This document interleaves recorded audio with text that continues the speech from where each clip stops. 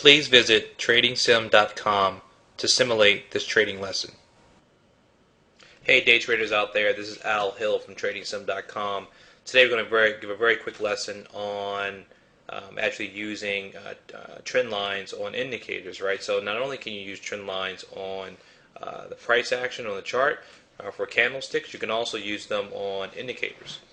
So if you look here in our example, we're looking at ticker CIEN from June 24th, and we're actually, June 23rd. We're going to look at how you can have a tight trading range on the RSI and then use that as an indication of a breakout.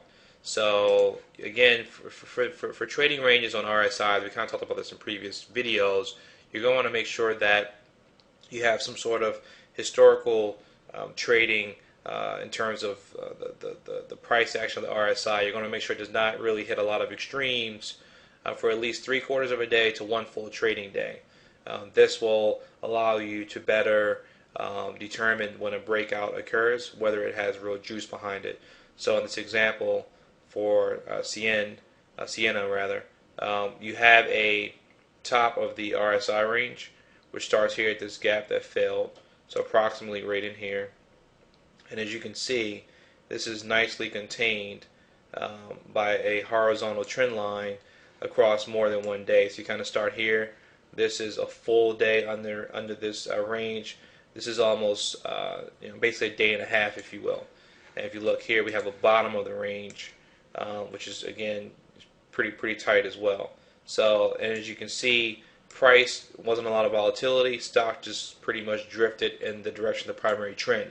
So, had you drawn this horizontal line here, when you saw this price move up, right, which is kind of tough to really look at in terms of trend lines, you can try to do it, but you kind of have this here. So, because a lot of times folks will try to draw it over every line, but you want to take your primary peaks.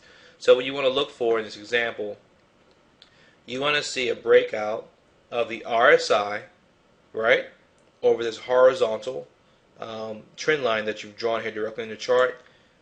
That coincides with the breakout of price across a trend line driven drawn across the price action. This, my friend, is what we call confluence, where you have more than one thing happening at the same time, telling the same story. So you have the strength of the issue relative to itself now making a move, and this sort of action here is shown by the fact that the stock is making higher lows on each one of these little minor pullbacks, right? So that's how you kind of know, hey, the strength of the security itself is improving, but you also have it coincide with a break of this trend line. And look at this, you would have gotten in around let's call it 1410 and quickly rolled it up to approximately 1440. So not bad at all. You look at approximately 2%, and that would have occurred from 1220 up to about 110. So you're looking at less than an hour, 2%. Key thing is with this, you don't want to get greedy, because like with any sort of any sort of breakout over a consolidation range or a trading range that's been going on for days, you're always going to get that pullback 9 times out of 10.